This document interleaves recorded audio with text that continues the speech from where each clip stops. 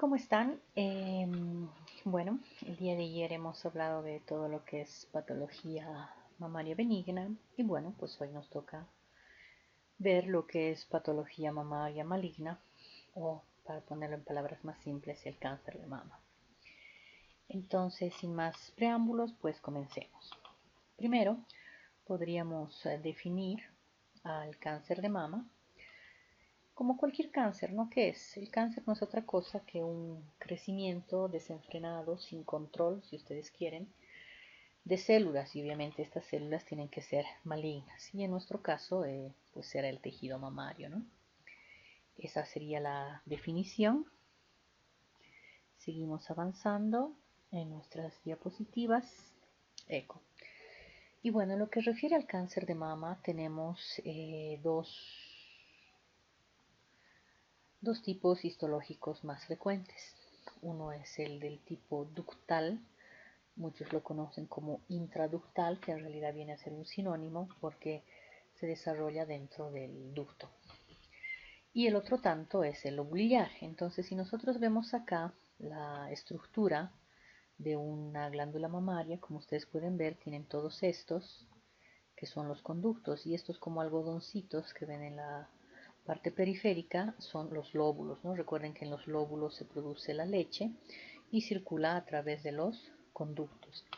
Aquí tienen un corte transversal de todo esto, entonces aquí tenemos el conducto, acá están las células miopiteliales, estas de acá vienen a ser las células glandulares alrededor del ducto, entonces veríamos que en esta parte central de acá es donde comienza la transformación de estas células, ¿no? Por eso es que el 80% del cáncer se produce en estos ductos, mamario me refiero. Un 10% partirá a nivel de estos lóbulos y existe otro 10% de tipos histológicos especiales que en atención primaria no veo cuánta importancia tenga, pero se los menciono como son el tipo histológico medular, papilar, mucinoso y tubular. Lo que creo que nos interesa es esta parte. Seguiremos avanzando. Denme un segundo, vamos con la siguiente diapositiva. Eco, muy bien. Vamos acá, vamos acá.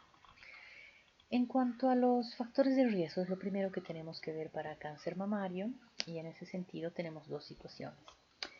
Hay factores de riesgo que en realidad pueden ser modificables y hay factores de riesgo, como ustedes saben, que no dependen de uno, no pueden ser modificables.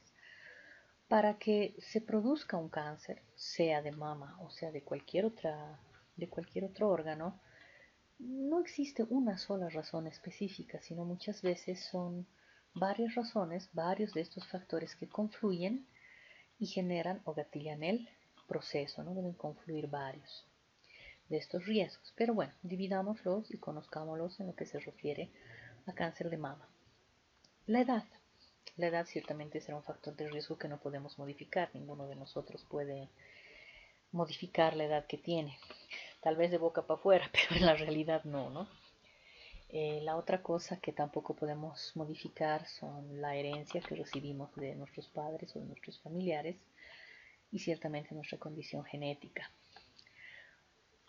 Otra cosa que es muy difícil de modificar y ciertamente tienen que ver un poco con la herencia, el lugar donde hemos vivido, el clima, etcétera, es tanto la menarca como la menopausia, ¿no? La menarca y la menopausia en cada una de nosotras es distinta y tiene que ver con muchos factores un poco heredofamiliares y también un poco ambientales. Es algo que no podemos modificar. En cambio, existen otros factores de riesgo que sí podemos modificar. Por ejemplo, la terapia de reemplazo hormonal, ¿no? Uno puede decir no a la terapia de reemplazo hormonal, no es que te obliguen, ¿no? Más a medida que uno va conociendo y va sabiendo más de los tanto efectos positivos, pero también efectos colaterales que tiene la terapia de reemplazo hormonal, seguramente será una decisión muy personal, pero es modificable. Otra cosa que se puede modificar son los estilos de vida no saludable, ¿no? Depende de uno si uno quiere hacer ingesta de bebidas alcohólicas, si quiere intoxicarse con cigarrillo que tiene más de 40 sustancias oncogénicas, El tema del peso, la obesidad, la actividad física y ese tipo de cosas también son temas que pueden modificarse. Y yo diría que también puede modificarse, depende de planificar, ¿no? El embarazo tardío es un factor de riesgo, pero cuando uno conoce más y sabe más de estos temas, pues seguramente puede hacer un mejor plan de ataque a futuro. Bien, de manera general, estos son los factores de riesgo para cáncer mamario, ¿no? Vamos a desarrollarlos uno por uno. Veamos la edad. El tema de la edad, eh, obviamente hay mayor riesgo cuanto más viejo eres, eso es lógico, y no solamente de cáncer de mama, sino de cualquier otro tipo de cáncer. Sin embargo, la asociación de estos otros factores de riesgo, como la obesidad, el embarazo tardío, uso de fertilización in vitro, uso de hormonas por mucho tiempo, por diversos factores, ¿no? Como ser el síndrome de ovario poliquístico y otros.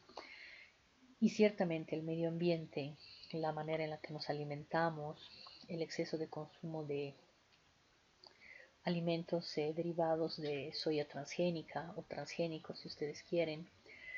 Por eso es tan importante no a los transgénicos, ¿no? Hay que oponernos a ese tema. En fin, todo esto está cambiando. En los agricultores el uso de los herbicidas que contienen glifosato y otras sustancias oncogénicas, etcétera, está cambiando las características y la edad de presentación, no solamente del cáncer mamario, sino de otro tipo de cánceres. Hoy, como estamos hablando del cáncer mamario, diremos que normalmente su edad de debut era a los 50 años. Si ustedes ven acá, hemos colocado 50 años, ¿no? O sea, la mayor parte de los cánceres de mama avanzado se encuentran a los 50 años, pero ese tema está disminuyendo, es decir, cada vez tenemos pacientes más jóvenes que están debutando con cánceres muy agresivos y a menor edad. ¿Y cuáles son las causas? Precisamente todo lo que acabo de mencionar hace unos minutos, ¿no? Entonces, esta diapositiva que le acompaña a edad es muy interesante, la que les voy a mostrar en un segundito. Este dibujito representa, en un segundo me pondré mi eco, ya me ven. Este dibujito representa, aquí ustedes tienen el número de células, ¿no? Por ejemplo, 10 a la 2 serán 100 células, 10 a la 4 son 10.000 células, 10 a la 5, 100.000 células, 10 a la 6, 1.000.000 de células, etcétera, ¿no? Este es el número de duplicación celular y este es el tiempo. Entonces, ¿qué pasa con el cáncer de mama? Miren, si nosotros pensamos, de acá a acá hay 5 años. Si nosotros pensamos que en este sitio aparece tal vez la primera célula oncogénica neoplásica, es decir, cancerígena en la mama, prácticamente va a pasar, si ustedes se fijan, casi 5 años para que esta celulita se convierta en 2 celulitas, de 2 celulitas a 4 celulitas, de 4 a 6, etc. Y si ustedes se fijan, pasan más o menos 5 años desde que apareció la primera célula oncogénica hasta que todo este conjunto de células llega a 10 a la 5, vale decir a 100.000 células.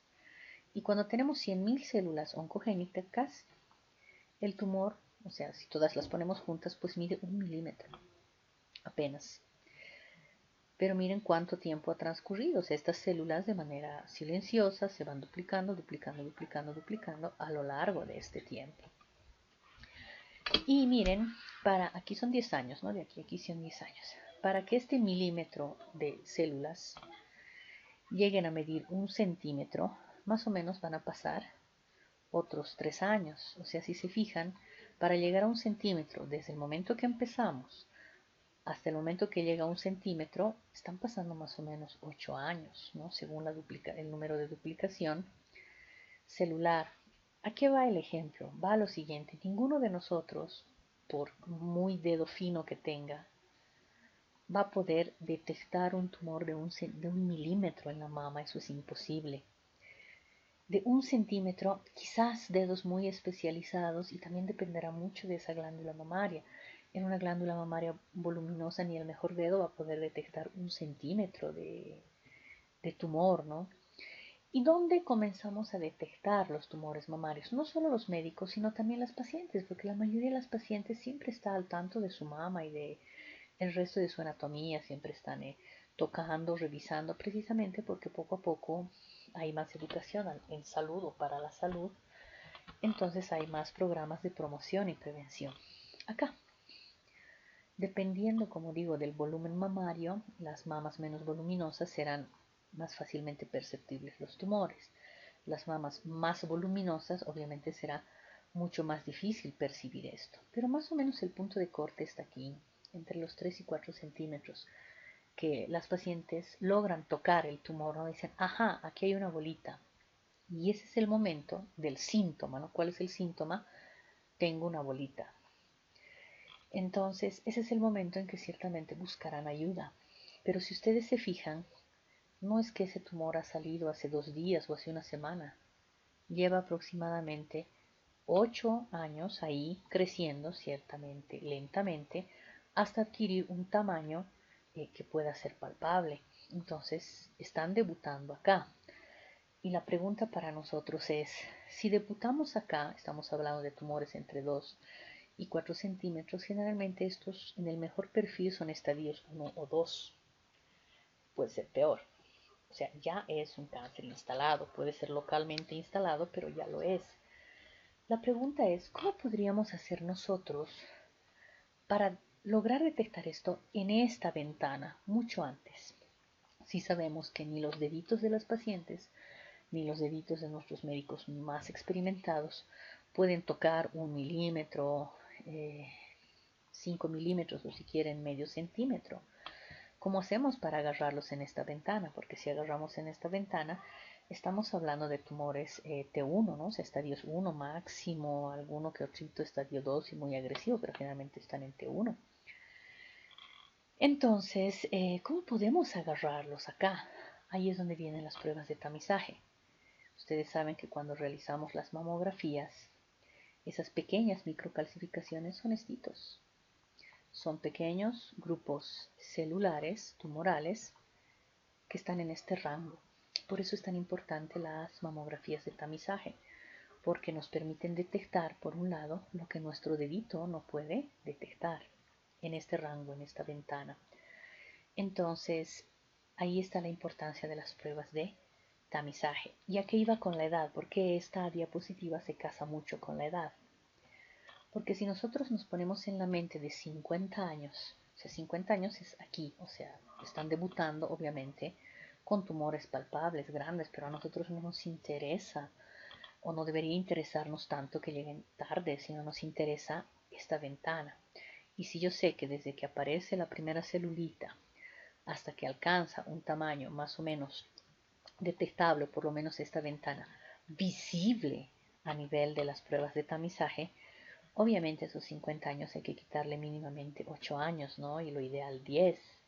Esa es la razón por qué se sugiere que las pruebas de tamizaje comiencen a los 40 años para tratar de agarrar a las pacientes en esta ventana.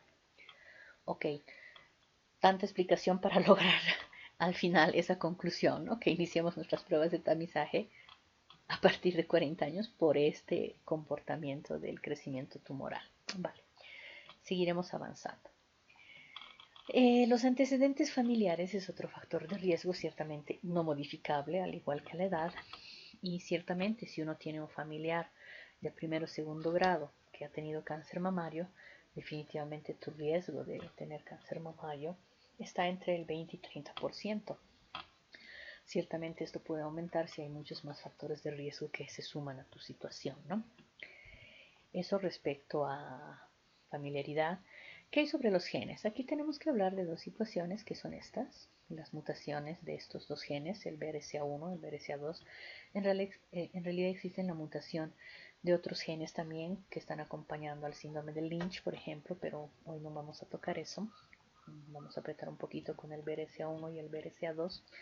Se dice que aquellas mujeres o pacientes que tienen o son portadoras de esta mutación tienen una probabilidad de 80% de en algún momento hacer cáncer de mama y también cáncer de ovario. Esto es lo que dice la literatura, pero es un poco discutible porque, como les decía hace un momento, si bien nadie va a negar el mayor riesgo, por supuesto, pero también influyen los otros factores de riesgo. Si a un estado basal como este uno le aplica un primer hijo después de los 30 años, utilización de fertilización in vitro para lograr ese hijo y demás, obviamente se va aumentando, ¿no?, factores de riesgo a un sustrato base. Entonces, esto no es una sentencia definitiva, ciertamente ayudará mucho si uno va aumentando factores de riesgo a esta base. Vale. Sigamos avanzando. Otra cosa que no se puede modificar es el inicio de la menstruación y tampoco el final de la misma, ¿no?, conocida como menarca precoz y menopausia tardía. Se entiende por menarca precoz primera menstruación antes de los 12 años y menopausia tardía pues después de los 50. ¿Y por qué representan un factor de riesgo? Se ha visto que una buena parte del cáncer mamario es hormonodependiente, no todo, pero una buena parte, estamos hablando de un 30 al 40%.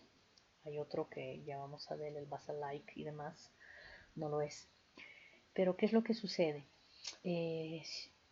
Cuanto más antes es la menarca y cuanto más tardía es la menopausia, podríamos decir, si una menarca es a los 10 años y una menopausia a los 55, prácticamente esta paciente por 45 años de edad o por 45 años ha estado sufriendo de influjos hormonales, tanto estrogénicos como progestacionales a lo largo de su vida.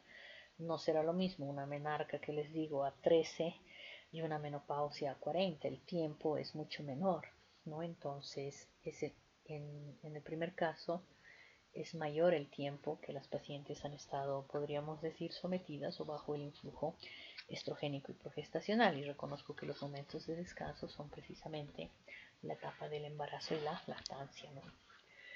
Dependerá también del número de hijos. Ok, sigamos. En cambio, a partir de este punto, ya comenzamos a hablar de todos aquellos factores de riesgo que son modificables, ¿no?, que uno puede modificarlos. Ahí tenemos, por ejemplo, el consumo de alcohol. Se sabe que una ingesta diaria de 1 o 2 vasos al día puede aumentar el riesgo de cáncer de mama. Esto se ha visto sobre todo en los países nórdicos, donde tienen un consumo natural, regular, sin entrar en borrachera, pero natural y regular de bebidas alcohólicas, ¿no? Entonces ellos tienen un índice mayor de cáncer de mama a raíz de este tema.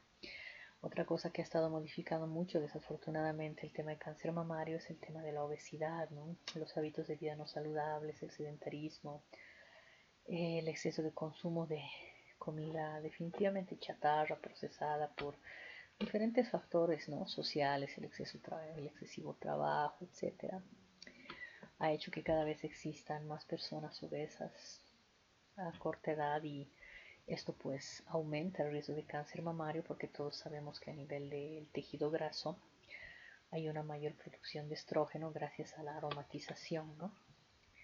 Entonces ese es otro problema. Y el fumar, no voy a hablar mucho del tema de fumar, porque creo que todos desde primero conocemos las 40 sustancias oncogénicas y todos los efectos colaterales que tiene el fumar en nuestras vidas, ¿no?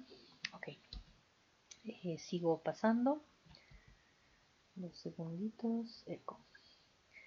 La hormonoterapia, o también conocida como la terapia de reemplazo hormonal, muy popular, yo diría hace unos 20 años, en que prácticamente todos sabemos que vamos a entrar en menopausia. Eso es parte de la vida y parte del envejecimiento. Hay pacientes que tendrán menopausias pues más duras, más difíciles, y hay otras que definitivamente casi ni la sienten. Entonces, un estudio muy interesante que salió publicado hace unos 15 o 20 años atrás es precisamente el estudio WHO, en el que se vio que las usuarias de terapia de reemplazo hormonal, especialmente aquella que no tenía combinación de progestágenos, solo estrógenos, aumentaban su riesgo no solo de cáncer de mama, sino también de endometrio. Es así que ahora se utilizan dosis más pequeñas, microdosis, y ciertamente podríamos decir equilibradas con progesteronas o derivados de la progesterona, y no solamente estrogénicas. ¿Qué hay sobre la terapia de reemplazo hormonal? Definitivamente aumenta tu riesgo 5 veces en relación a aquellas pacientes que no lo utilizan. En ese sentido, no se trata de satanizar la terapia de reemplazo hormonal. Estamos de acuerdo que hay algunas pacientes que atraviesan el periodo de la menopausia de manera muy dura, muy difícil, con mucho efecto colateral. A Dios gracias, son un porcentaje muy pequeño, pero existe. Este grupo ciertamente podrá tener ayuda de terapia de reemplazo hormonal, pero con medidas de vigilancia muy estrictas para evitar otro tipo de efectos colaterales. Por el contrario, si podemos fomentar un envejecimiento natural o el uso de algún otro derivado, como son fitoestrógenos, garbanzos y demás que contienen fitoestrógenos y otras sustancias que en algún momento naturales podríamos discutirlas, pues ciertamente será más recomendable para disminuir esos riesgos. ¿Qué hay sobre el embarazo tardío? Es otro factor de riesgo, ¿no? Esto también se ha modificado radicalmente durante estos últimos 30 años. Inicialmente comenzó a modificarse en Europa y ahora prácticamente se ha extendido a Centro y Sudamérica. Y el tema es el siguiente, ¿no? Que la mayoría de las personas, mujeres hablo, bueno, pues tenían sus niños o su primer hijo entre los 20, 25 años, inclusive antes, ¿no? Estamos hablando tal vez de la época de nuestras abuelas y también de algunas de nuestras madres. Eso ya no es así, se ha modificado radicalmente. Ahora, con salvadas excepciones, pero una buena parte de la población femenina tiene otras aspiraciones, tanto económicas como académicas, creo que es natural. Y al tener otro tipo de aspiraciones, hace que se postergue, no la sexualidad, pero sí la fertilidad, ¿no? Y la fecundidad. Entonces el tema empieza ahí de que, bueno, una gran parte de la población femenina estudia, termina sus licenciaturas, muchos, bueno, tienen otras aspiraciones, como decía, económicas, académicas, van por las maestrías, doctorados, etcétera. Y luego viene también un cierto deseo de independencia económica, muy válido, pero hace que se postergue el tema de la fertilidad y la fecundidad, sobre todo, ¿no? Entonces, ¿qué sucede? Sucede que hasta obtener toda esa estabilidad económica o lo que fuese, pues pasan varios años y prácticamente se ha visto que las mujeres están decidiendo tener sus hijos más allá de los 30, 35 años, cuando han adquirido o han satisfecho estas otras necesidades justamente reivindicadas. Entonces, ¿qué es lo que pasa? Que el primer hijo llega después de los 30 años y la posibilidad de un segundo es bastante difícil, ¿no? Porque todos sabemos que a nivel del ovario los folículos, ciertamente a partir de los 30 años, disminuyen tanto en cantidad como en calidad. Entonces, es imposible pensar que estas personas tengan 2, 3, 4 embarazos, con suerte tendrán uno o dos, y esos serán sus momentos de protección, podríamos decir, de este trabajo estrogénico y progestacional que se da por ciclos a lo largo de toda la vida, y ciertamente su protección durante la lactancia, ¿no? Entonces hay menos oportunidades de lactancia y obviamente esto hace que el riesgo aumente. Por eso es que el primer hijo después de los 30 años, conocido como embarazo tardío, también cuenta como factor de riesgo. Entonces, bueno, las recomendaciones en general que nosotros como médicos de atención primaria debiéramos dar, recomendar y orientar es, bueno, tener una alimentación saludable, que todo esto lo vemos viendo prácticamente desde el primer año todos nosotros, especialmente en el área de medicina preventiva y salud pública. El realizar ejercicio con frecuencia definitivamente ayuda no solamente a mantener un peso estable, sino tiene otros beneficios. No fumar, el no consumo de bebidas alcohólicas, es muy importante fomentar la lactancia, tratar de envejecer naturalmente y sin aditivos de terapia de reemplazo hormonal, en medida de las posibilidades. Y algo muy importante que les había mostrado en ese cuadrito de crecimiento celular es que si uno tiene 40 años o más, pues hay que tratar de comenzar a hacer los primeros tamizajes después de los 40 años, con el objetivo siempre de detectar cualquier anormalidad cuando está en estadio inicial, han visto 1 milímetro, 2 hasta 5, y no cuando el tema está avanzado. Esas serían las recomendaciones y toda la parte de factores de riesgo. Ahora hablaremos un poquito de signos y síntomas en el cáncer mamario. Vamos a tener dos situaciones. Una situación es aquel cáncer mamario milimétrico que habíamos visto hace unas 7 diapositivas, donde ninguno de nosotros va a poder tocar, ¿no? Está ahí, pero salvo que podamos verlo por alguna por imagen complementaria, pues es muy difícil. Entonces tendremos por un lado este cáncer que yo le llamaría inicial temprano, y tendremos un cáncer avanzado. El inicial temprano es ese que no tiene síntomas, que ni la señora se lo toca, la paciente no tiene ningún signo, ningún síntoma, nada, pero está ahí y tú puedes verlo a través de alguno de los exámenes complementarios que en un momento vamos a ver. Y luego tenemos el cáncer, ya puede ser localmente avanzado o muy avanzado, que ese ya es clínico, ¿no? Tiene tantos signos como síntomas que aqueja a la paciente y que nosotros también vamos a poder evidenciar durante el examen físico, ¿no? Entonces, el que realmente nos interesa, yo creo, es el cáncer inicial, porque ese es el que va a tener un mejor pronóstico. En muchos casos podríamos hablar de curación. No va a ser terriblemente mutilante y los costos van a ser razonables, lo que no pasa con el cáncer localmente avanzado o peor aún si es metastático. Y se trata de algo así como este ejemplo, ¿no? Entonces, 2 minutos, vamos a cambiar de instrumento. No quiero rojo, amarillo, perfecto. Ok, entonces si ustedes se fijan, todos ya hemos hecho esta parte, esta es una inspección dinámica, ¿no? Y si ustedes observan a esta señora, no tiene ninguno de los signos a la inspección que nosotros hemos aprendido. Aquí nadie puede observar retracción de piel, no existe cambios de textura de ningún tipo, tampoco cambios de coloración, no se ven secreciones, tampoco hundimientos o desviaciones del peso, nada. Y de hecho esta es una paciente asintomática, ¿no? Que viene a la consulta sin presentar ningún síntoma, es solamente un control. Entonces, considerando que tiene más de 40 años, lo ideal, ¿no? Y está en el rango de edad de tamizaje, pues se procede a pedir las pruebas de tamizaje correspondientes. Y qué interesante el hallazgo, ¿no? Acá. Obviamente es una lesión muy chiquitita que mide 5 milímetros. ¿Qué dedo va a poder agarrar eso? Pues yo creo que ninguno. Pero bueno, fortuitamente la imagen sí lo agarra. Ahí la importancia del tamizaje. Y ya pidiendo estudios complementarios, vale decir una ecografía, tenemos esto de acá.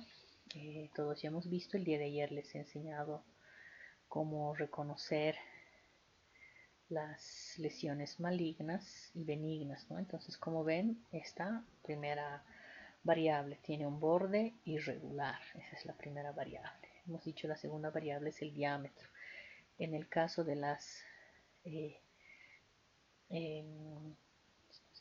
en el caso de las malignas, el diámetro vertical suele ser mayor al horizontal o al menos igual, ¿no? Y aquí podríamos decir que se dan. La tercera característica que les había dicho es la presencia de una sombra acústica, que en patología benigna hemos visto que no hace sombra acústica el tumor, es bien redondito, de bordes regulares. Recuerden que su diámetro transversal es mayor al vertical, aquí es al revés o al menos se dan. Y todos pueden apreciar aquí, voy a dibujar, esta es la sombra acústica, este tumor está dando todo esto, toda esta parte, que sería así media negra, de sombra acústica. Entonces, como ven, esta tiene 3 de 4. Nos faltaría un Doppler acá. Y si tenemos bastante vascularidad, pues tendríamos 4 de 4, ¿no? Signos de alta probabilidad de malignidad. Y esta también de acá no es que sea muy redondita, es media estrelladita, no terrible, pero media.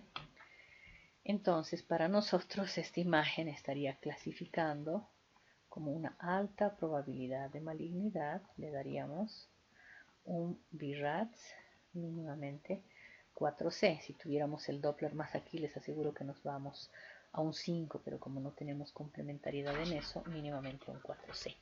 ¿Vale? Entonces, estas son estas pacientes asintomáticas, ¿no? Que tú no puedes tocar el tumor, ni ella lo puede tocar, tampoco tiene ningún síntoma, pero cuando tú haces tus pruebas de tamizaje, puedes tener estos hallazgos, yo diría fortuitos, porque van a permitir una intervención pronta y rápida y alta probabilidad de curación en la señora. Vale, voy borrando todo esto, todos estos dibujitos que hemos hecho. Muy bien. Y nos vamos a la siguiente diapositiva. Entonces, estos son esos tipos en los que, bueno, es subclínico, no hay signo ni síntoma. Muy diferente ahora lo que viene, que el cáncer localmente avanzado, o peor aún si es metastático, donde ya podemos ver signos y síntomas, ¿no? Las pacientes se quejan de diferentes sintomatología, desde que la piel se les puso roja o se les hinchó, y obviamente el signo tal vez clave será que tienen una bolita o un nódulo que lo palpan ya hace bastante tiempo, aunque no les duele, pero está ahí bastante tiempo, o aquejarán que la piel se les está hundiendo, etcétera, con esos términos, ¿no? Y en los términos que nosotros ya pues manejamos, tendremos, ¿no? La presencia de un tumor que puede estar adherido a planos profundos o superficiales, podremos ver cambios de textura de la piel, todo eso hemos aprendido ya en la parte práctica, cambios de color, secreciones serosanguinolentas, etcétera, ¿no? Retracciones de la piel o pezón, e inclusive la presencia muchas veces de nodulaciones o adenopatías en axila o peor aún si es en área supraclavicular. Bien, aquí estamos hablando de algo que ya da signos y ya da síntomas. Tú puedes observarlo y verificarlo y las pacientes también. Cuando estamos en este tipo de avance, pues es un poco tarde, ¿no? Ya no tiene el mismo perfil que tenía el anterior paciente. Y estaremos enfrentando situaciones como esta, donde claramente se ve aquí un cambio de coloración en toda esta área. Miren cómo va hundiendo acá el pezón. Toda esta parte tenemos retracción de piel. Aquí hay una secreción francamente serosanguinolenta. Entonces son muchos de los signos que hemos visto y ciertamente estamos frente a un cáncer avanzado. Vale. Seguimos avanzando. Acá lo mismo. Esta me gusta mucho porque podemos hacer un poco de ejercicio. Nosotros hacemos aquí una franca. Cambiaré de bolígrafo. Franca retracción del pezón, ¿no? Y de la dirección del pezón. Y si esto nosotros lo vemos ya a nivel de una mamografía, este es el lado derecho. Y recuerden, bueno, aquí está el tumor, ¿no? Es una estrellita que justamente, ahorita no el dibujo. Es una estrellita que justamente está detrás del pezón. Esta es una mamografía craneocaudal. En prácticas ya les he enseñado a reconocer el tema de craneocaudal. Cuando tú no ves este triangulito, ¿no? Que está acá, este triangulito que es el pectoral, ¿no? Entonces esta es una oblicua, una proyección OBL, en cambio esta es una proyección craneocaudal, no ves el triangulito, ¿vale? Entonces, bueno, aquí tenemos un tumor que está retrayendo, que tiene forma de estrella irregular, pues lo más probable es que se trate de un cáncer y clasificará como un BRAF 5, ¿no? Altamente sospechoso de malignidad. Ahorita vemos BRAF. Ok, acá tenemos esta situación, ya la inspección, entonces claramente voy a borrar esto. ¿Qué tenemos? Si nosotros observamos, claramente tenemos cambios de textura de la piel. Si ustedes se fijan en esta partecita, esta parte y esta parte, vemos que esta piel está edematosa. No está llegando a la piel de naranja, que es un edema severo, pero está camino a. Fíjense cómo está esta areola totalmente edematizada. Aquí vemos cómo va marcando, ¿no? El brasier, el edema de la piel. Aquí vemos una franca retracción del pezón. Este pezón se está hundiendo. Aquí hay edema periareolar en cambios de textura, inclusive cambiando la dirección. Y claro, todo se debe a esto que está acá, que ciertamente es un montón de ganglios linfáticos a nivel de axila aglomerados que dificultan, ¿no? el retorno linfático de esta glándula mamaria, y ciertamente por eso la piel comienza a edematizarse, hincharse. Entonces, bueno, son estadios avanzados y ciertamente tenemos un popurrí de todas esas lesiones que hemos aprendido a la inspección, ¿no? Son cánceres localmente avanzados y algunos inclusive metastásicos. Vale, sigamos avanzando. Ok, entonces el diagnóstico ciertamente va a depender de si estamos frente a una lesión subclínica o estamos frente a una lesión clínica. Entendemos por las lesiones clínicas aquellas, repito, que tienen signos, tienen síntomas, tú las ves, la paciente las ve, se queja, tienen signos, los puedes evidenciar clara y francamente. Y las lesiones subclínicas, hemos dicho aquellas que con suerte tendrán un mejor pronóstico definitivamente, pero no tienen signo y síntoma y generalmente son halladas durante el tamizaje, ¿no? El tamizaje de las pacientes. Bien, entonces el diagnóstico, les digo, depende de uno u otro. Cuando nosotros estamos frente a esto, claramente aquí tenemos un tumor en esta área, por eso esta mama es más voluminosa. No solamente tenemos un tumor, ¿no? Está todo brilloso, edematoso, la piel tiene cambios de textura, el pezón está empezando a retraerse y demás. Entonces acá, pues prácticamente con ayuda ya sea de esta agujita, que son las clásicas PAF, que son punción de aspiración con aguja fina, o mucho mejor esta, que son las biopsias core o TrueCut. Esta obtiene células, esta es mucho mejor, obtiene tejido y de hecho ha sustituido definitivamente a las biopsias abiertas, ¿no? Esta obtiene tejido, entra dentro del tumor, son agujas gruesas, generalmente tienen un grosor de 14G, 14 gauge se llama, en cambio estas son 21G y demás, ¿no? Entonces, estas sacan tejido, estas de acá, las de la derecha, sacan células, no es lo mismo. Obviamente, ¿cuál es la mejor muestra? Esta, les digo, sustituyen a una biopsia incisional. ¿Y en qué consiste? ¿No? La biopsia incisional consiste en hacer una apertura de la piel, llegar al tumor, sacar un pedacito, mandar a patología, luego tienes que cerrar con todo el consecuente laboratorios, dependiendo, ¿no? Se puede hacer ambulatoriamente, pero normalmente programan quirófano para esto, etcétera. Es todo un protocolo. Y esto hace exactamente lo mismo, ¿no? Anestesia localmente, ingresa en el tumor y saca los cilindros de tejido y manda a patología. Pues definitivamente esto se usa prácticamente de manera estandarizada en todo lado, salvo todavía en nuestro medio que seguimos practicando las biopsias incisionales, imagino por la falta de esta aguja, no lo sé. Vale, seguiremos avanzando. Entonces, cuando se trata de tumores francamente palpables, pues podemos obtener muestra por cualquiera de estas dos vías o también por las biopsias incisionales o excisionales. Incisional es como esto, ¿no? Si este es el tumor, perdón, cambiaré de bolígrafito para que este rosado no me convence. Vámonos a rojito. Entonces, si este es el tumor, incisional es cuando tú saques un pedacito como un quesito, ¿no? Del tumor, será biopsia incisional. En cambio, si sacas todo el tumor, será una biopsia excisional, ¿no? Ambas van a dar, ¿qué cosa? Tejido al patólogo para que te informe al respecto. Y esto entra la agujita acá y saca pequeños cilindros, así como estos pedacitos del tumor. Por eso es que prácticamente esta sustituye a cualquiera de estas biopsias.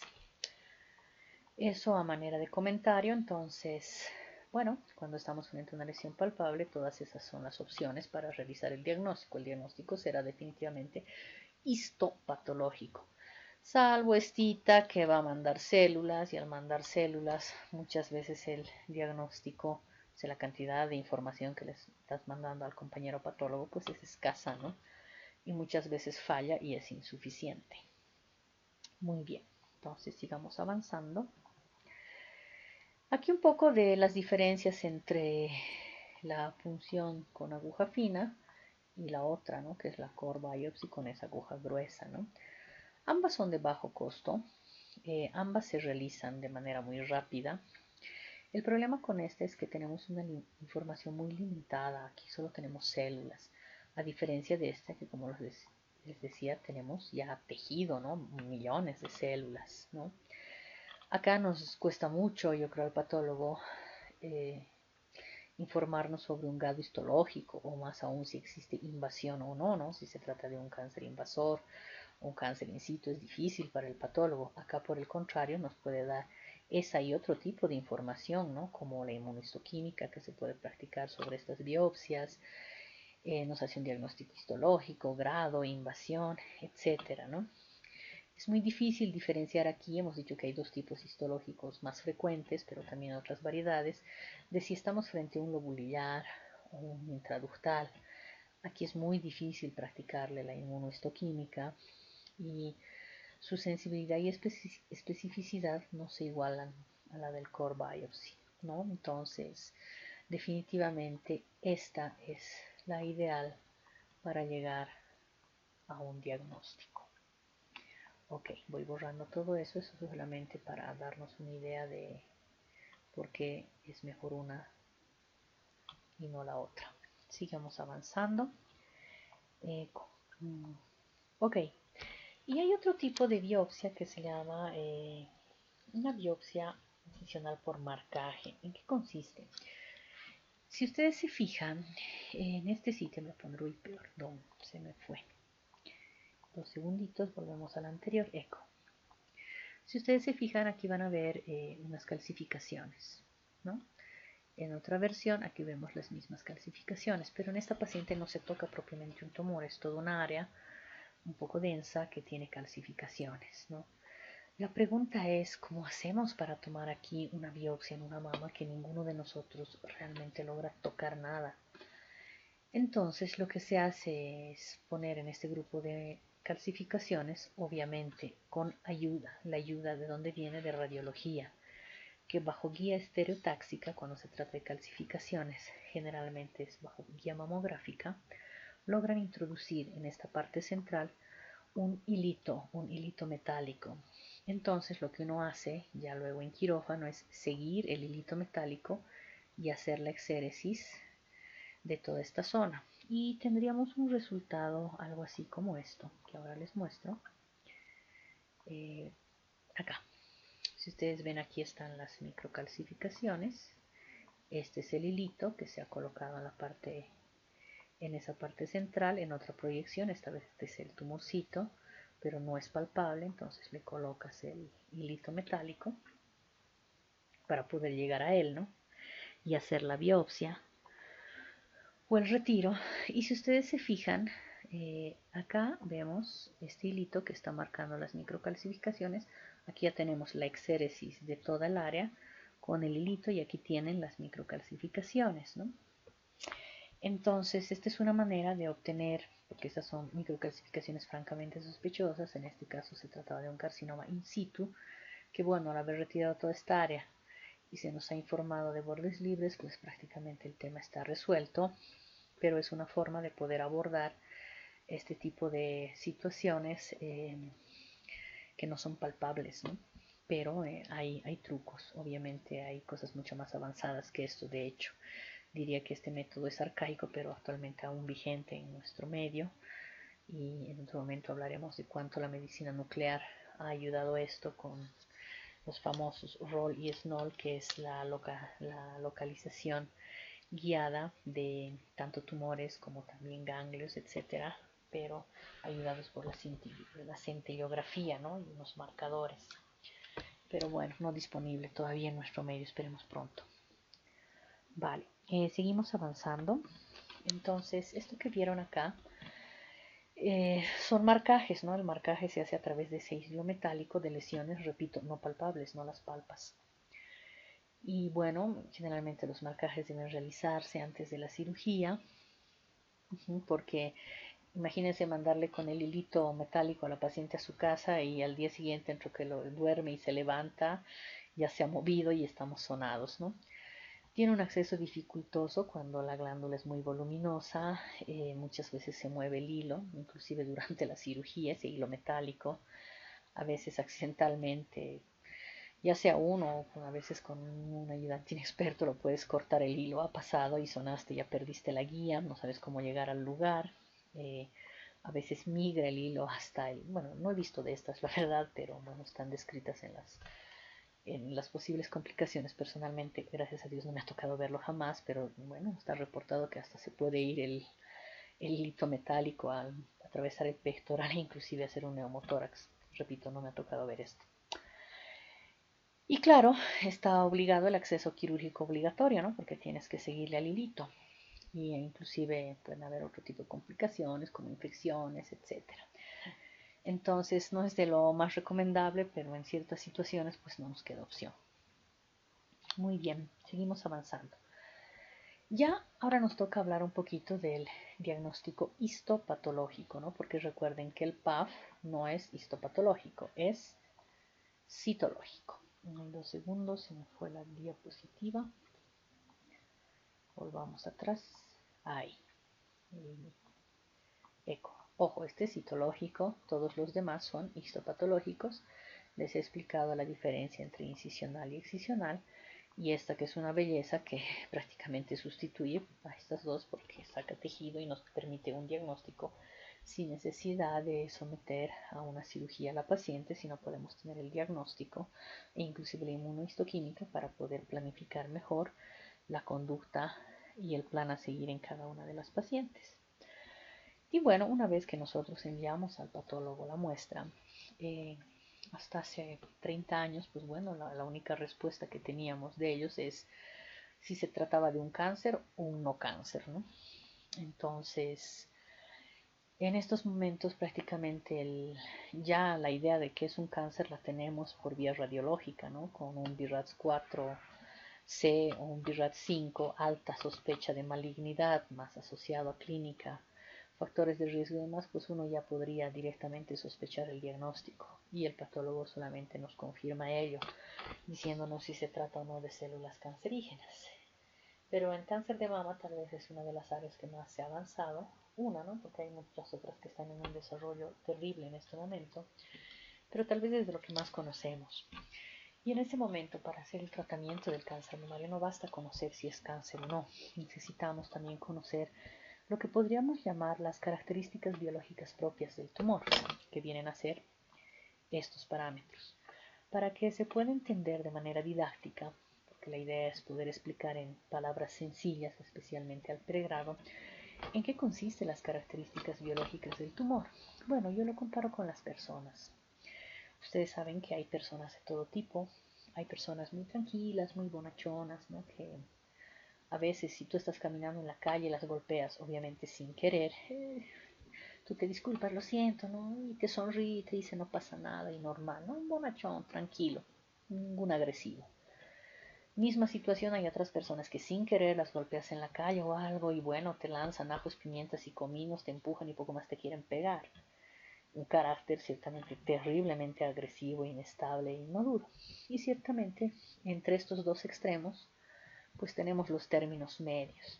Son características de cierto tipo de caracteres que tienen los sujetos. Con las células cancerígenas pasa lo mismo. Hay algunas células que son mucho más agresivas y otras que diríamos, a pesar de que son cancerígenas, pero son más bonachonas, más tranquilas. Y mucho depende de estas características. Y estas características son las que vemos acá, ¿no? Son 4. Es la presencia o ausencia de receptores de estrógeno y de progesterona, la presencia del ER2/neu, que ahora lo vemos como definición, la presencia del Ki67 y el grado tumoral. El grado tumoral creo que todos ya lo hemos visto en anatomía patológica, el G1, G2, G3, ¿no? Recordarán. Y estas 4 es las que voy a desarrollar un poquito más el día de hoy. Entonces, pasaré a la siguiente. Tenemos lo siguiente, cuando nos referimos a receptores hormonales, las células tumorales cancerígenas de mama presentan receptores para dos tipos de hormonas, estrógenos y progesterona. No es de extrañarnos. En la clase de fisiología habíamos dicho que tanto los estrógenos como la progesterona tienen un montón de órganos blancos. Un órgano blanco es el endometrio, ¿no? Que los estrógenos están encargados de la fase secretoria, la progesterona, perdón, de la fase proliferativa y la progesterona está encargada de la fase secretoria.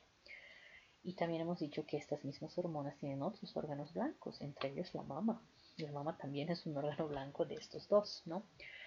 Entonces, cuando el tumor presenta receptores para estos dos, estrógeno y progesterona, la expresión de estos receptores le confiere un mejor pronóstico, porque indican que las pacientes que los tienen van a responder mejor a la terapia de tipo hormonal. Y a terapia hormonal ya va sonando algo, o sea que hay muchos tipos de terapia para el cáncer y definitivamente es personalizado, depende en cuál te sitúas. Hablemos del Ki67. Esta es una proteína que se halla en el núcleo de las células cuando se están dividiendo. y podríamos decir que determina el índice de mitosis o el índice de proliferación. Un tumor muy agresivo ciertamente tendrá muchos hijitos, ¿no? Se reproduce rápido, hace mitosis rápido, por eso crece tan rápido. Los índices de proliferación por encima del 14% tendrán un peor pronóstico. Los índices de proliferación menor al 14% quiere decir que son tumores más lentos, no se reproducen tan fácilmente, no hacen mitosis tan fácilmente, el proceso es más lento, tienen un crecimiento más lento, entonces tendrán mejor pronóstico. En este caso, cuando supera esto, pues obviamente peor pronóstico. Imagínense un Ki67 de 80%, te dice que tiene unas mitosis súper rápidas, crece súper rápido y está aceleradísimo. Un Ki67 de un 10% te dice, crece, pero bueno, no tanto, ¿no? O sea, no es tan agresivo, crece lentamente, a eso se refiere. Y este receptor, que es muy importante, que es el receptor 2 del factor de crecimiento epidérmico humano, esta es una proteína que participa en el crecimiento de las células y si bien está presente en las células normales, pero también está presente en las células anormales, en un 15 o 20% de hecho de los tumores de mama.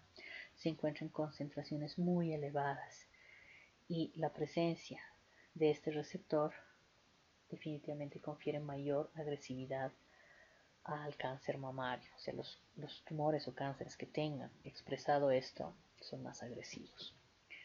Bien, seguimos avanzando. Entonces, en base a estas características que acabo de mencionarles, tenemos esto, que es la clasificación molecular del cáncer mamario, ¿ok?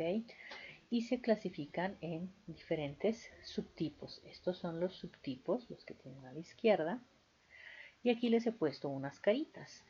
Como ven, todos son cáncer, pero el luminal A podríamos decir que no es muy agresivo, es como el ejemplo de la persona bonachona, ¿no? Que no es tan agresivo y ciertamente el triple negativo es de los más agresivos, por lo tanto será mucho más difícil de controlar, tendrá mayor posibilidad de metástasis, mayor posibilidad de recidiva, crecerá más rápidamente, etc. O sea, este va un desastre. Estos de acá no son tan agresivos. Entonces, en base a las anteriores características, se clasifican en los tipos luminal, que son el luminal A y el luminal B, ¿no? El luminal A tiene receptores de estrógeno positivo, tiene receptores de progesterona positivos, pero tienen que ser mínimamente 20 o más, o sea, 20, 21, 22, 23, 100.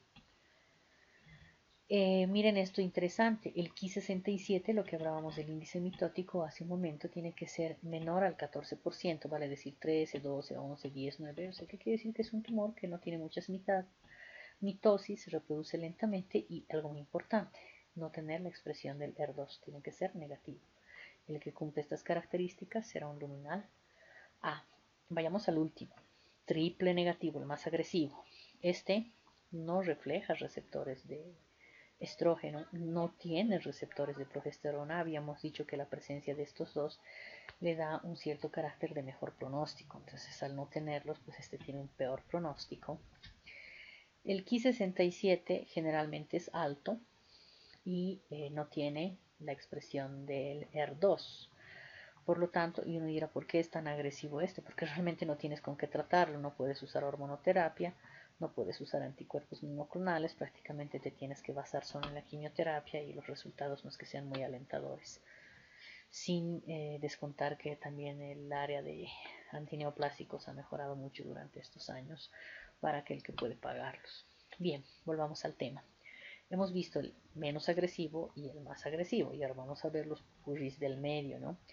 El luminal B, si bien estos dos son iguales, pero difieren en que uno es ER negativo y el otro es ER positivo y ciertamente varía en estas partes.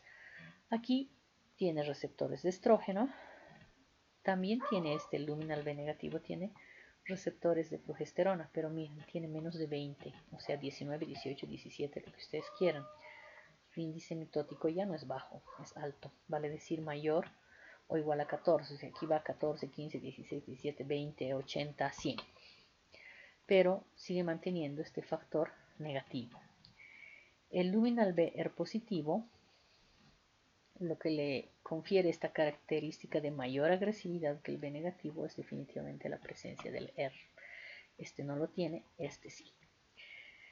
Luego tenemos el ER2 no luminal, es decir, que podríamos llamarlo el ER puro, porque no tiene receptores de estrógeno, no tiene receptores de progesterona, suele ser alto porque son más agresivos, el Ki, pero lo importante es que este expresa el ER2, lo que no pasa con este.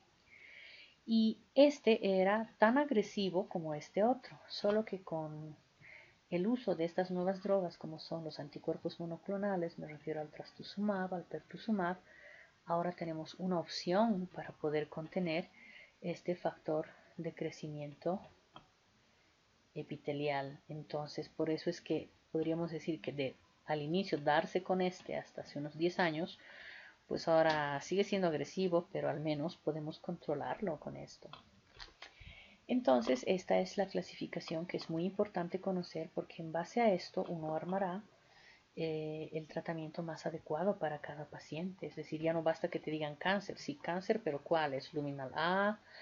¿Es un basal-like o triple negativo? ¿Es un luminal B? ¿Y cómo es ER positivo, ER negativo? ¿O es un ER puro? ¿Cuál? De acuerdo a esto, recibirá un tratamiento. Por ejemplo, solamente para ponerlo hacia grandes rasgos, este obligadamente tendrá que recibir anticuerpos monoclonales si no se va al bombo. Este también. Acá podrá, inclusive en algunos casos, no todos, pero hay algunos casos que no requerirán quimioterapia. En realidad ellos habrá que manejarles con hormonoterapia, llámese tamoxifeno, anastrozol, etc. Obviamente dependiendo del estadio.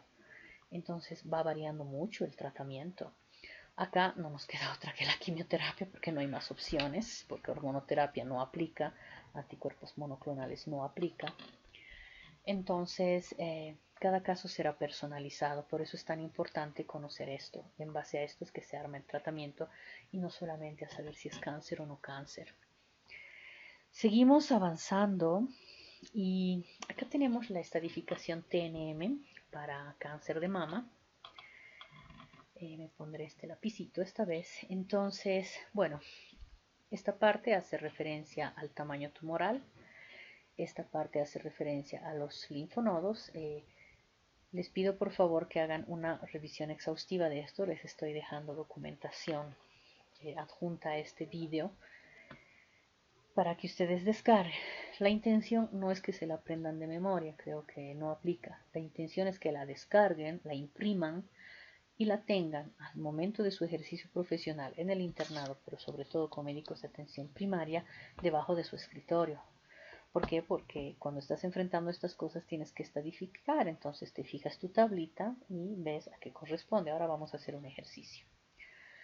Entonces, y aquí habla el tema de las metástasis.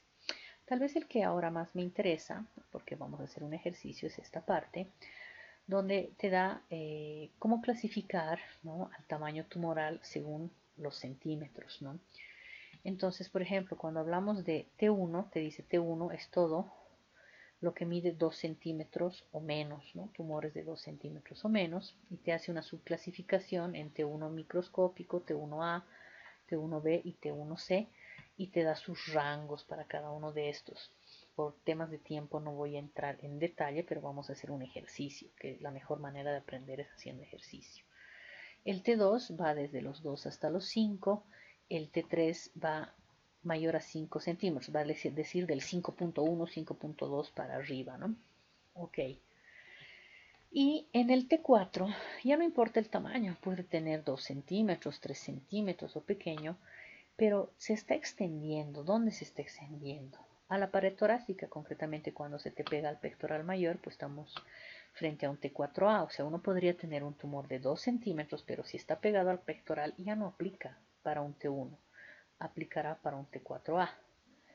T4B es cuando te está produciendo heridas, soluciones de continuidad o lo que fuese a nivel de la mama, o sea, de la piel de la mama, o inclusive te produce edema. El T4C es una combinación de estos dos y el T4D es una situación muy especial que ahora la vamos a ver, que se trata de definitivamente un cáncer mamario. O sea, uno podría tener un tumor de 3 centímetros que clásicamente quisiera clasificarlo acá, pero si tiene estas características de edema de piel, piel de naranja, etcétera, no, ya no clasifica, clasifica en un T4D, ¿ok? Entonces, esto, como les digo, no necesito que lo aprendan de memoria, pero necesitamos saber aplicarlo. Por lo tanto, vamos a hacer un ejercicio ahora y por favor les pido que tengan a mano toda la documentación que les he preparado adjunta para el día del examen a su lado, porque ustedes pueden revisar y me dirán a qué corresponde cada uno de los ejercicios si es que las preguntas que vamos a enviar por sorteo entran al examen. Bien, seguiremos avanzando. Les decía, vamos a hacer un ejercicio. Entonces, aquí tenemos el ejercicio. Vamos a clasificar a esta señora a ver en cuál de estos T aplica. Entonces, vamos a definir algo, ¿no? El cáncer inflamatorio de mama es un tumor que se ha diseminado hasta la piel de la mama, por lo tanto esta aparece como lo que ven aquí, ¿no? Enrojecida, esta mama está roja, está hinchada, está caliente. ¿Y esto por qué? Porque las células tumorales bloquean, recuerden que aquí hay 2 segundos, me voy a poner otro colorcito, es amarillo.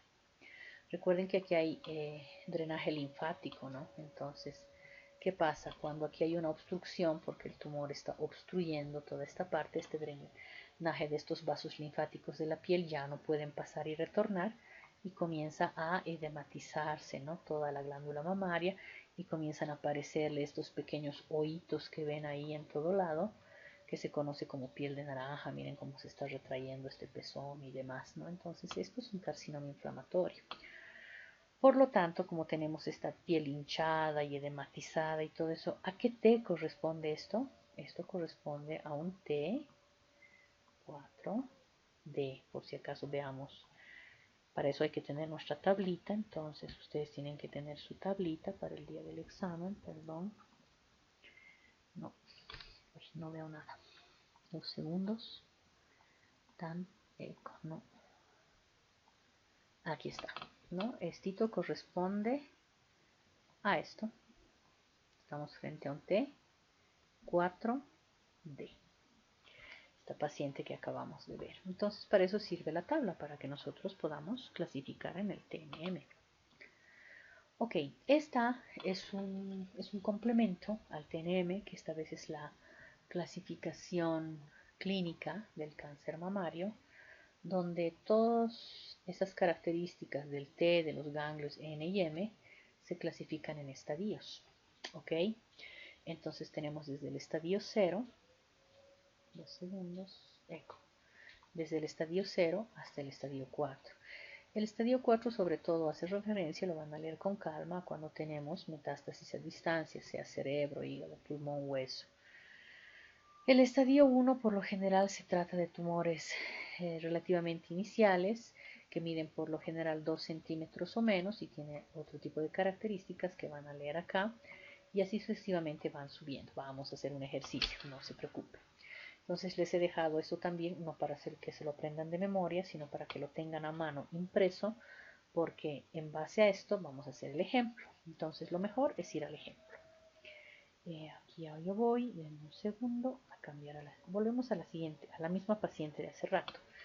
Bueno, hace rato ya habíamos dicho que aquí en T esto corresponde a un T4D, pero aparte veremos qué otras características tiene esta señora. Entonces te dice, aparte de la descripción de los hallazgos, que ya quedamos claro que es un T4D, se verifica la presencia de una adenopatía supraclavicular izquierda, acá, ahí arriba, ¿no? Bueno, es más arriba, se sale de la foto, cuya punción y citología reportan positivas para cáncer mamario. En otras palabras, ella ya tiene células tumorales de mama a nivel de los ganglios supraclaviculares izquierdos del mismo lado. Por lo tanto, ¿a qué estadio corresponderá esta paciente dentro de la estadificación clínica? Entonces tenemos que mirar, nos vamos a nuestro dibujito de hace rato y esta paciente entra aquí. Yo ya lo sé de memoria porque bueno, trabajo casi diario en esto, pero ustedes lo que tienen que hacer es revisar esto y dice, mira, ya no importa el tamaño tumoral. En este estadio se clasifican los casos en que hay afección, ahí está, de ganglios linfáticos supraclaviculares, arriba de la clavícula. Por lo tanto, la presencia de ese ganglio positivo en supraclavicular a esta señora ya la pone en un estadio 3C. Y se imaginan si durante los estudios de extensión de enfermedad, vale decir, tenemos que buscar en estos estadios avanzados si existen metástasis.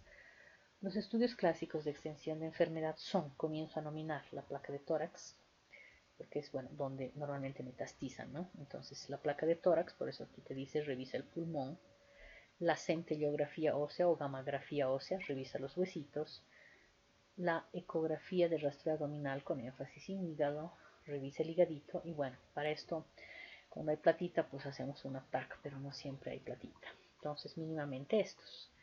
Si esta paciente aparte de su, que no es el caso, pero si en los estudios de extensión de enfermedad tú tuvieras que esta paciente además tiene una metástasis a hueso, deja de ser un estadio 3C y se convierte en un 4 por la presencia de esta metástasis. Para eso te sirve esta tablita de estadificación clínica. Entonces repito, por creo tercera vez, no requiero que la sepan de memoria, creo que no aplica, pero sí quiero que la impriman y la tengan al lado en su mesa, porque a mí lo que me interesa es con la información que te damos, tú puedas verificar e identificar a qué estadio pertenece cada paciente.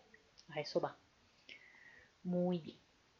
Entonces borramos todos estos dibujitos. Tan, tan, tan, tan, tan. Y nos vamos al último. Sí, yo sé que cáncer mamario es un mundo. Créanme que no sé cómo he hecho para hacer un resumen de resumen del resumen. Entonces, bueno, ya sabemos que esta paciente por el momento es un estadio. Aquí te pregunta, ¿no? ¿A qué estadio clínico? Ya no te está preguntando TNM, te está preguntando con ese TNM a qué estadio clínico pertenece. Pues con los datos hasta el momento ofertados, esto pertenece a un 3C. Y finalmente, les sigo comentando de esta paciente porque siempre vemos casos clínicos de la vida real. La biopsia que se tomó del tumor, porque les he dicho que la biopsia corre, realizada con aguja, te da tejido y ese tejido te permite hacer toda la inmunohistoquímica, el grado, tipo, etcétera, ¿no? Estos son los resultados. Y ahora la pregunta para ustedes es, ¿a qué tipo de clasificación corresponde? Entonces veremos esta paciente a qué tipo de clasificación corresponde. Veremos, tiene receptores de estrógeno presentes. Entonces nos vamos acá, positivo. Bueno, puede estar en cualquiera de estas tres. Receptores de progesterona débilmente presentes, apenas 10%. Entonces tendría que ser, aquí es mayor al 20%, aquí es menor al 20%. Posiblemente acá, también podría ser acá, porque aquí ya no interesa. Te dice un Ki67 del 30%. Aquí es menor a 14, aquí es mayor a 14. También podría caer aquí o acá. ER2 negativo. Entonces aquí. Conclusión. ¿Qué tipo de tumor molecular tiene la señora? Pues en el caso de ella estamos frente a un luminal B negativo. Además sabemos que se trata de un estadio clínico 3C, que ya lo habíamos visto hace rato, ¿no? Y esto nos hace ver, imagínense que si tiene inclusive aquí una metástasis aquí en área supraclavicular, esta piel ya no es operable y ese estadio tampoco. Entonces, ¿por qué es importante toda esta información? Porque ahora se va a construir un tratamiento personalizado y especializado para esta paciente porque no hay recetas generales, las recetas son individuales para cada paciente, es un caso distinto. En el caso de esta señora, concretamente la voy a discutir a ella, no porque les vaya a preguntar esto, sino para que entiendan la importancia de todos estos factores que hemos visto para clasificar. Entonces, ¿qué tenemos? Esta vez me cambiaré a un azulito. Lápiz azul. Quiero un lápiz azul. Los segundos, aquí tengo que ir sufriendo porque estoy ciega. Eco. Azul, perfecto. Entonces, yo creo que nos hemos explayado explicando un poco esto de la clasificación molecular, la estadificación, el TNM y demás, para que ustedes entiendan que en estos tiempos ya no basta saber si es cáncer o no cáncer. Les decía, prácticamente la sospecha ya la tienes con el BRAF. Si te sale un BRAF 5, hay alta sospecha de malignidad o un 4C, Lo que hay que identificar es qué tipo molecular tiene, a qué estadio pertenece, clínico, y también para hacer el estadio clínico necesitarás tu TNM, ¿no? Y ver dónde la vas a clasificar. Entonces, ¿por qué? Porque el tratamiento es personalizado, es decir, es específico para cada paciente, no se puede repetir el mismo tratamiento para otro paciente porque sus condiciones, tanto de tipo histológico, si es clasificación molecular, estadios serán distintas y su pronóstico también es distinta y debe ser multidisciplinar, es decir, si se fijan, participan muchas disciplinas durante todo este proceso. Participa radiología, apoyándote con los estudios de extensión, placas de tórax, ecografías hepáticas, participa medicina nuclear con el tema de la gamografía ósea, obviamente participa el patólogo y subespecialidades de patología que tienen que ver con eh, el tratamiento, el manejo de las muestras para dar datos de inmunohistoquímica, o sea, receptores de estrógeno, progestógeno, ER2-MIO, etcétera. O sea, ya estamos hablando de subespecialidades en el área de patología. Participará, por supuesto, indudablemente, el equipo oncológico general, que está compuesto obviamente por el área quirúrgica, que son gineco-oncólogos o cirujanos oncólogos en el pasado, cuando no estaba especializado y veían todos. Los colegas de oncología clínica que están encargados de la modulación de la quimioterapia, la hormonoterapia y las terapias target o terapias biológicas, nuestros colegas de radiooncología para la parte de radioterapia, es un montón de gente que participa, por eso se llama multidisciplinario. En el caso de esta paciente comprenderán que aquí prácticamente cirugía ya no aplica porque es un estadio 3C, tiene lesiones inclusive en el área supraclavicular, toda esa piel está edematizada prácticamente. El entrar a cirugía, por más que hagamos ahí una mutilación alucinante, va a terminar en un cráter terrible que costaría mucho que cierre y se seguirían perdiendo días. Mientras tanto, todas estas células que ya han salido de la mama podrían terminar haciendo que crezcan las metástasis en otro sitio. Entonces, definitivamente esta paciente, su primera línea será seguramente la quimioterapia hasta que reduzcan a tamaños razonables todos esos tumores que tiene ahí. Después de ello se considerará ya la parte quirúrgica, porque habrá mejorado la mama, habrá mejorado el edema, habrán disminuido todos estos tumores, ya se podrá tener un mejor terreno para aplicar la parte quirúrgica. Después de que se haga esta parte, ciertamente vendrá la parte de radioterapia, porque hay áreas donde la cirugía no va a poder llegar con buen resultado y donde va a llegar muy bien la quimioterapia y radioterapia. Y en el caso de terapias target, ya hemos dicho en esta paciente, pensar en trastuzumab o anticuerpos monoclonales no aplica. ¿A qué va todo este ejemplo? No es que se les va a preguntar eso, a que entiendan que el tema es personalizado y multidisciplinario. Todo lo que se arma para ella es muy distinto a lo que se armará para otra. Bien, eso solamente a manera de ejemplo. Este tema es muy apasionante y tiene muchas cosas y es tan difícil darlo en el periodo de una hora, pero bueno, es tratar de poder transmitirles algunos conocimientos básicos. Y bueno, ya entrando a atención primaria en salud, lo que no debemos olvidar es, por favor, el tema del tamizaje es fundamental.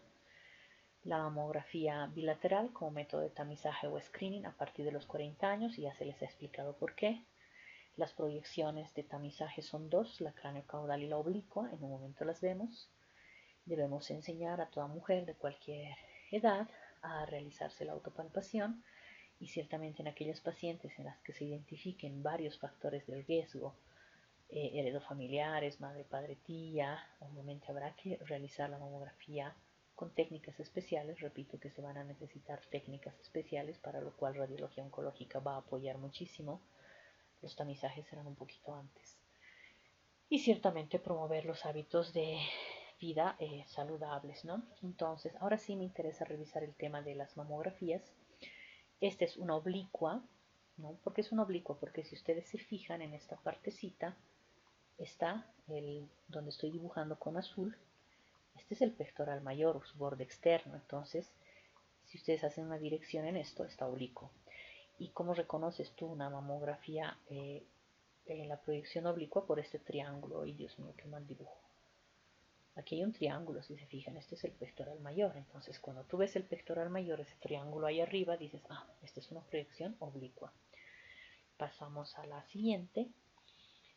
2 segundos. Aquí.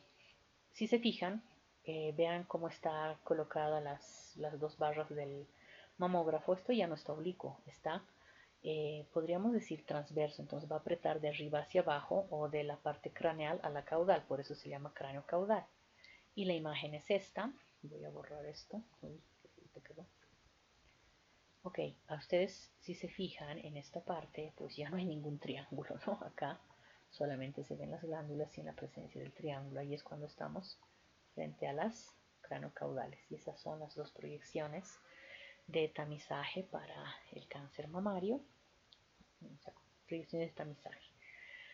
Y finalmente, hacer un repaso al BIRAT. El BIRAT es un sistema de reporte y de información de la imagen mamaria, ¿no? Breast Imaging Report and Data System.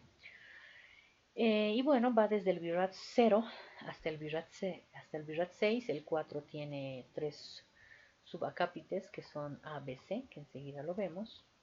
Y de esta manera los radiooncólogos, los colegas de radiología dedicados a la imagen mamaria, nos van a reportar pues los resultados.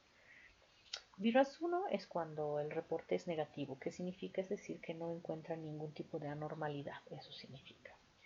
BIRAS 2 es cuando existe una anormalidad, que puede ser un quiste, un fibroadenoma, condición fibroquística, ectasia ductal. Existe una anormalidad, pero esa anormalidad pues tiene características de benignidad cualquiera que fuese.